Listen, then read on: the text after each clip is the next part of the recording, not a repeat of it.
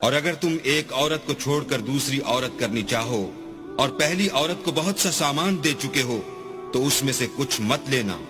بھلا تم ناجائز طور پر اور صریح ظلم سے اپنا مال اس سے واپس لوگے؟ اور تم دیا ہوا مال کیوں کر واپس لے سکتے ہو جبکہ تم ایک دوسرے کے ساتھ صحبت کر چکے ہو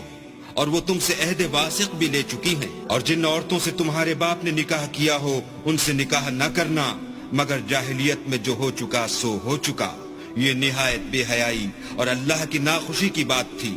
اور بہت برا دستور تھا۔ تم پر تمہاری مائیں اور بیٹیاں اور بہنیں اور پھوپھیاں اور خالائیں اور بھتیجیاں